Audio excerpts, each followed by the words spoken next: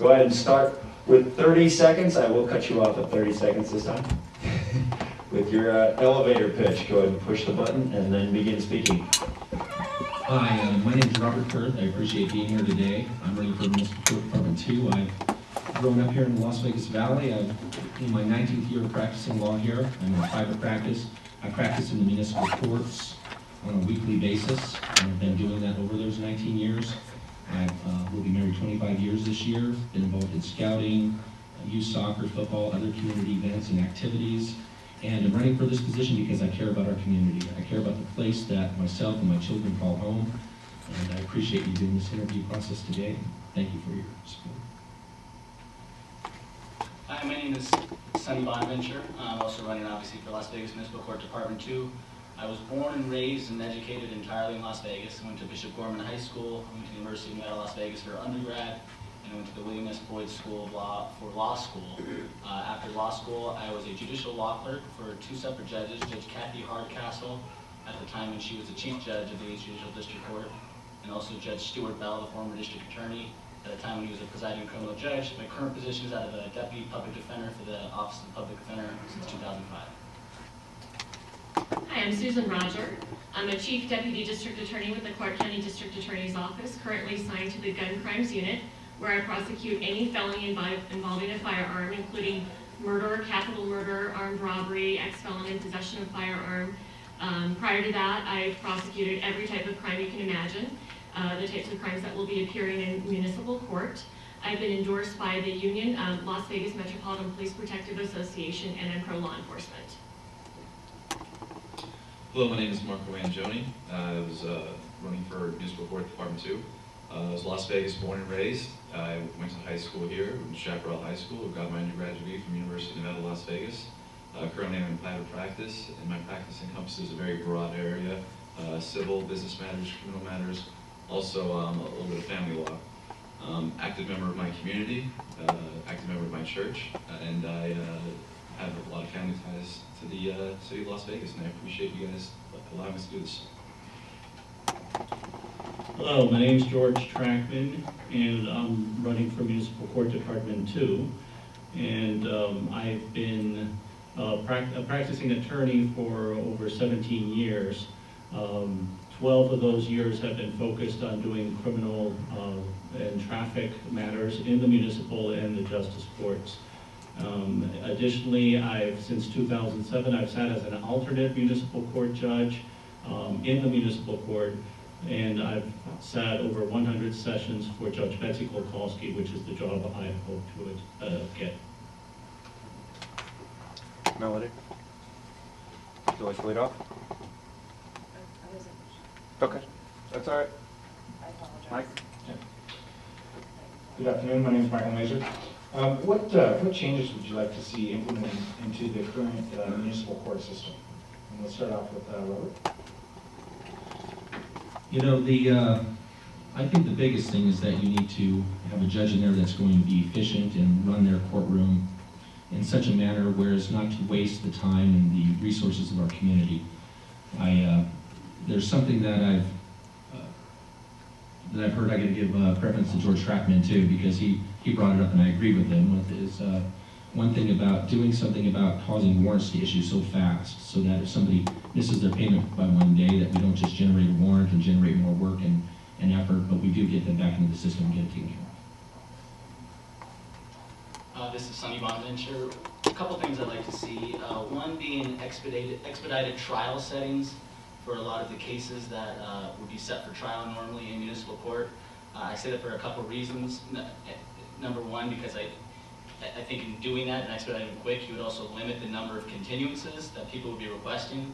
One thing I see on a daily basis, because I'm in court on a daily basis, is just the frustration that causes a lot of people to come to court needlessly when cases get continued at the request, sometimes, you know, unreasonable requests of attorneys. It's bad for police officers that come to court, it's bad for witnesses that come to court, it's bad for the defendants, it can be bad for the case in general. And so that's one thing I'd like to see. Susan Roger. One thing that I would be doing if I were a judge is having expedited trial settings for domestic violence cases. Having prosecuted domestic violence for over a year, I think it's important that victims get justice sooner rather than later. Because sometimes they can become frustrated with the system, and there's that cycle of violence with domestic violence that's frustrated when court appearances are prolonged and the victim feels helpless when the court isn't even on their side. It might be the one time they've reached out to the police. When nothing happens, then they might not reach out a second time, and that can lead to a death. So expedited trial settings for domestic violence would definitely be something I would prioritize. Marco Angioni. One of the things I would like to see change in municipal court is a faster adjudication for minor traffic offenses. It's a serious strain on court resources and on social resources to have people come in, possibly miss a day of work, miss spending time with their family to come in and do a relatively minor traffic issue. Fax adjudication is definitely one way to go, and I believe that would save court resources and also allow people to move on with their life pretty easily.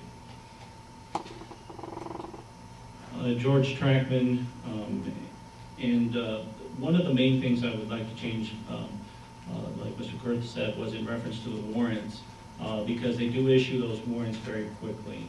If you have a payment due on the 17th of the month and the 17th lands on a Saturday, you have a warrant when you come in on Monday. And then they attack additional warrant fees on that. And that makes it very difficult for people to pay their tickets, especially in the municipal court where some of the tickets are excessively expensive. Additionally, one other thing that I would encourage would be additional programs, outreach programs. Right now in Department 2, they have the DUI court, which is very helpful in trying to prevent people from getting DUIs again. And they're also handling the HOPE program, which is sort of repeat offenders as well. And I know that Marty Hastings, Judge Marty Hastings in Department 6, I believe, he's working on a veterans program right now. And he's, I think he works with Peter Quigley of the Outreach Service at the Veterans Justice there. And he's trying to set something up because veterans have special needs as well. Not that they deserve any better or lesser punishment, but they do deserve, at least they deserve somebody who's going to be concerned about their interest as well. And I know that Marty Hastings is currently working on that, and I would love to work with him on that aspect. I also have an additional question. Do you feel that Nevada is in need of an intermediate appellate system as well? So yes or no? Yes or no? I would say that it would help, so yes. Marco Angioni, yes, I believe Nevada needs an intermediate appellate. Susan Roger, no.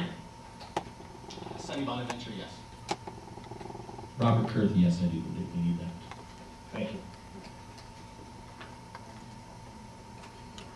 Richard Hawkins, Bartley Armpit. Now, its court, like the rest of the courts in the country, is rather heavily loaded. The efficiency and streamlining sounds wonderful, and the expedited trial sounds wonderful.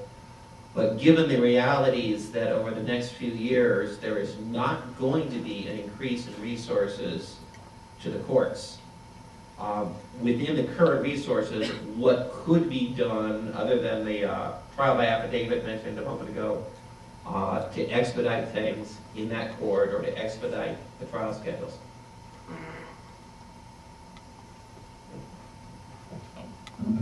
George Trachtman, it's very difficult to expedite because anybody who spent time in the municipal court, just so you know, from the very second you get there at 8 in the morning, you probably have to deal with the video. And the video, you're constantly dealing with one after another person.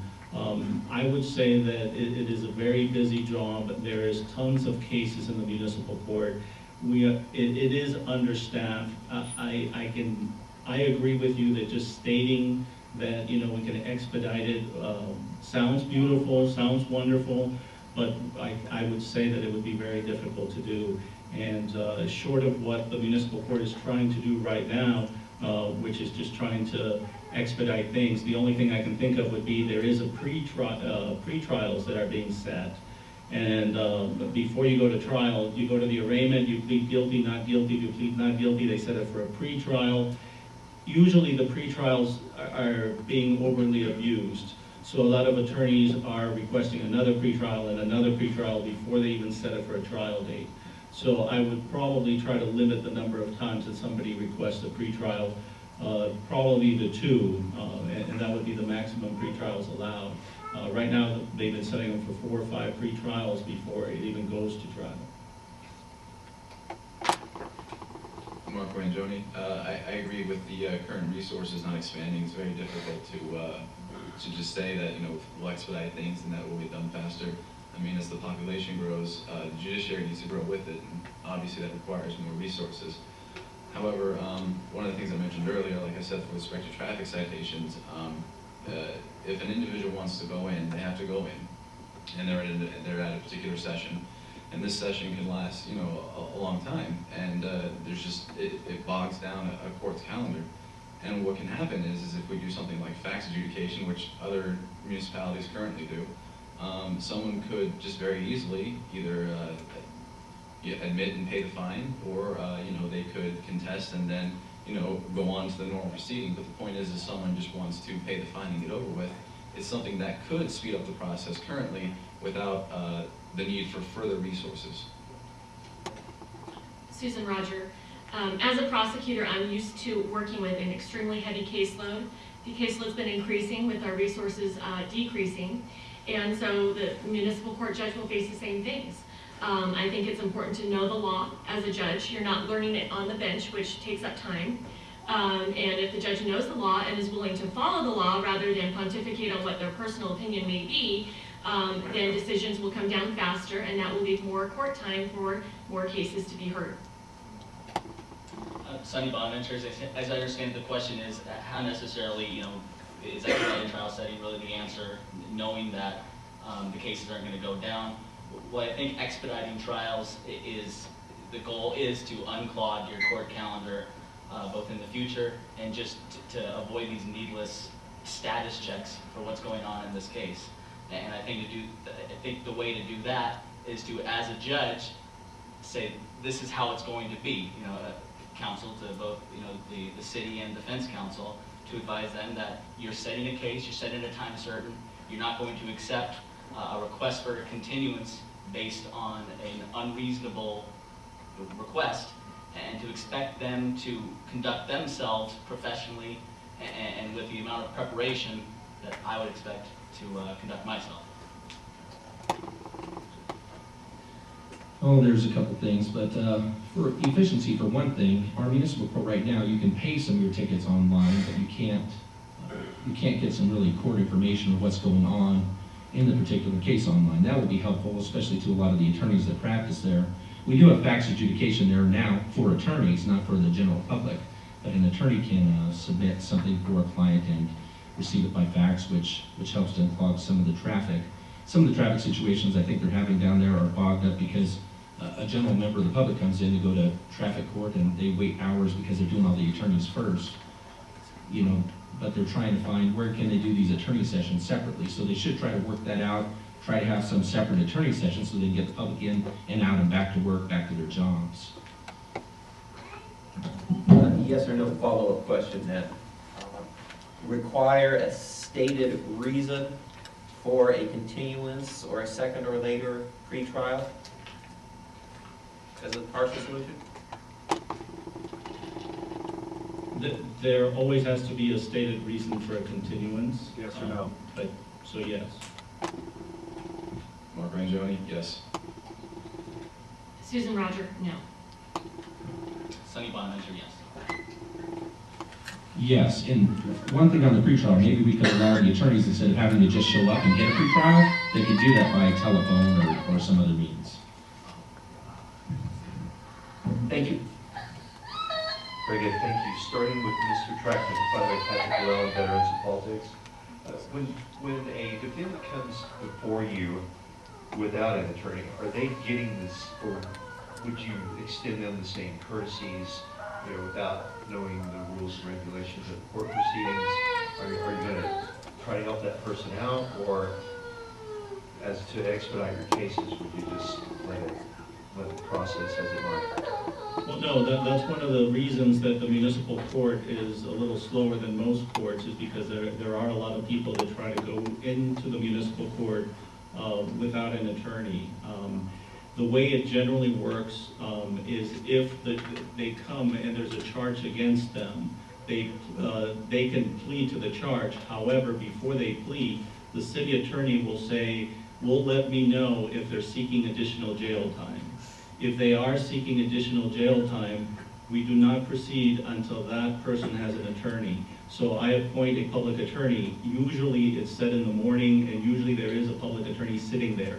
So it's pretty immediate. I stamp it, I pass it over to the public attorney. The public attorney talks to the city attorney. If they can resolve it and it's something that can be resolved pretty easily, they'll work something out. If they can't resolve it, the city attorney will request a pretrial date to have more time to talk to the individual and find out. So again, it really depends on whether the person or the city is actually seeking jail time. And that's up to the city attorney. Sometimes they seek jail time on something as simple as no license in possession. That happened to me yesterday, that they, for some reason, wanted jail time on a license issue. So I did appoint an attorney for that individual. Mark Angioni, just to touch on what Mr. Trachtman was saying here.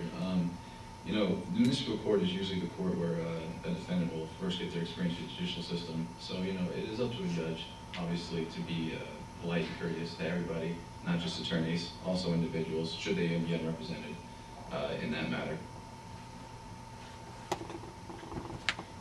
I do believe that everybody should be treated equally, whether they're represented by counsel, and regardless of who the counsel is, or whether they're representing themselves. That being said, when a judge comes and takes the bench, they just start picking files, one file at a time, and it's a very redundant process. So if the judge takes the bench, if I were a judge, I'd take the bench and make a blanket announcement for everybody in the courtroom so they know what to expect if they're going to represent themselves. That way the judge isn't repeating themselves constantly and taking up more court time.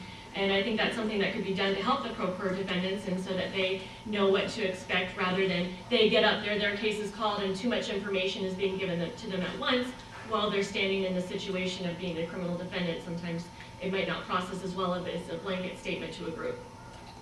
Do we have your name for the audience?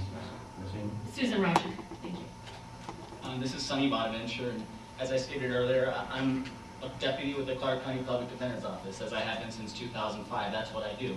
And as a deputy with the Public Defender's Office, I'm appointed to represent indigent persons charged with criminal offenses. I have a full criminal caseload of those types of people. What I see in my daily duties with that office are a lot of individuals that are scared and not knowing what to expect, frustrated with the system, and just kind of ignorant of how policies and procedures in a criminal case work out, a lot of times because they've never been through that before. So I find myself explaining to these types of people what is expected of them, being patient with them as we go through the system, making sure that all their answers are, all their questions are answered. And I would expect any judge to do the same thing to anyone appearing in front of him, whether they be with an attorney or without one. Robert Kurth. You know, I think it's important to know that we have the Constitution, and we have to make sure that these criminal defendants in there that are representing themselves understand the rights that they're going to waive, and that they're giving out, and the consequences that could come before them.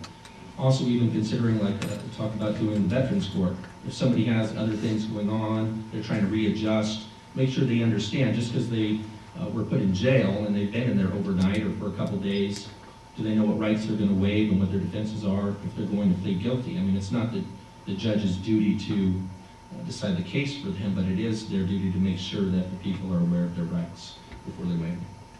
So what we're going to do is we're going to go into the lightning round. We have 2 more panel members that have questions for you. 1 minute per, please. We only have 10 minutes left. There's 5 of you. So, Melanie, go ahead and ask your question. Hi, Melody Howard. I actually have a question for Susan Roger, and then I also have a question for George Trachtman. Ms. Roger, you stated that you wanted to expedite trial settings for domestic violence cases. However, I've worked with domestic violence groups in the past, and a lot of times it is very difficult to get the witness to come forward. So if you're expediting those before a witness has had some counseling of some sort, you may be letting a domestic abuser off the hook because his victim refuses to testify. Can you address that? I can. I think, well, with domestic violence, there's a minimum jail sentence. When somebody is imposed, or minimum cooling off time, so somebody's in jail, they have a very limited window where somebody might be comfortable coming to court, and I've seen it. I prosecuted domestic violence for a year. The longer a case drags on, the less likely you are to see the victim. Now, point taken, and perhaps that they might use that opportunity to get counseling, and they might be more inclined to come further on in the case, but that's not my personal experience. My experience with victims is oftentimes we have a subpoena, I've talked to the victim, I've had contact with the victim, they're good to go. Psychologically, they're ready to testify at a preliminary hearing or trial, only to find out, oh, the case has been called off, it's been continued, it's been delayed. They get frustrated. A year later, a lot can happen between a relationship between a batterer and the victim, and the batterer is going to use that time to re-ingratiate himself with the victim and convince the victim not to come to court. So I think actually the shorter the time, the better. And the victim sees justice is happening, something will happen, it's not going to drag on endlessly, it's not going to be delayed endlessly, and I think it's actually to the benefit of the victim to come earlier. Now, if there's a situation where a victim can't come because of something going on, a judge has discretion whether to grant a continuance and to allow additional time to get the victim. But I think the shorter the setting, the more likely it is that the victim is going to come to court and be less frustrated with the system. Thank you. Mr. Trachtman, you had stated that you believe tickets are excessively expensive. How would you address that? Well, once again, we go back to the issue of the warrants, and I think part of the reason the tickets become expensive and undoable has to do with the way the warrants are being issued immediately. A lot of people don't know that if their payment's on the 17th and it's a Saturday, all of a sudden they have a warrant. So on top of whatever the citation is, which could be $405, they add a warrant fee of $100. If it happens again, for example, they're out of town and they come back on Monday to take care of it, now it's a second warrant, so now the fees go up even more, so now they tack it on. Then they have to eventually talk to the judge before they have to remove the warrant. Some judges, what I generally do is when it's a first bench warrant, I give them a warning, I do not tack on additional fees. I just say, this is your first warning, you know how terrible it is, you know how quick we issue bench warrants here, don't do it again, and then I remove the bench warrant fees. That's the way I handle it. Some other judges go ahead and tag on the bench warrant fees. Thank you. Jess Brooks.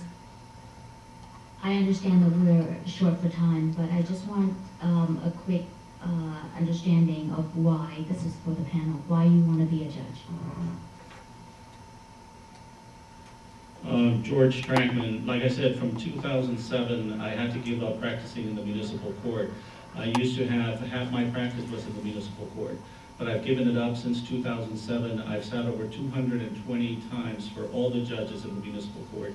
It's something that I'm passionate about. It's something that I want to do full time, and I am ready and willing to serve the people of Las Vegas. Angioni, being a Las Vegas native, I feel it would be an important position that I would successfully be able to accomplish and be able to give something back to the community that's given so much to me. The current judge is retiring. There is a need for a judge who understands the needs of the community, understands the law, has experience, and will protect the rights of everybody, defendants, and also victims and law enforcement. I'm the only one on this panel who has experience representing victims, working with law enforcement, and I think that we need someone who's recognizing that there's more to the system than just defendants. There's a whole system. People are affected by crime every single day. Every day I go to work, I try to make this community a safer place to live by being a prosecutor. I love my job. That being said, we need a judge who will be tough on crime, who will recognize that people are affected by the crimes that are going on, will look out for the victims, and will also be concerned about the needs of law enforcement. And I'm the only one on this panel with experience doing that. Sonny Bonvaventure. In short, just because I think that by being a judge, I would be in a position, an excellent position, to help the community, give back to the community, and also because I'd be good at it. I mean, to some extent, we answer your questions, and we're trying to, impart how we're going to rule on the bench and how we're going to be on the bench. And I think it's important to always illustrate that we know what we are and how we would react to a certain situation. I think I have the right temperament in order to be a judge, and I think that just in my duties with the Public Defender's Office, I've displayed an ability to hear both sides of any case, to be fair and impartial, and to appreciate the frustrations that people have with the judicial system, a judicial system that I love so much that I want to be a part of. I grew up here in Las Vegas, raised my family here. Hope to have my kids be raised here too when they're born someday. In my 19th year of practicing law, I served as an arbitrator, been doing that for several years for the Judicial District Court. Served as an alternate child support hearing master, served as a small claims court referee. I've seen a lot. I've represented people from all different races, ethnicities, and backgrounds in the community. And I know what they go through when they go to court. I know the kind of judge they need, somebody that's going to be fair and impartial, that's going to listen to them, but that's going to still protect our community, that's going to be tough on crime, that's going to enforce the Constitution and not legislate from the bench. And I believe that I have the demeanor to do that, and I would like to give back and give back to our community. Thank you very much. Robert Kurth. All right, thank you. That is all the time we have for Department 2. Thank you very much for coming.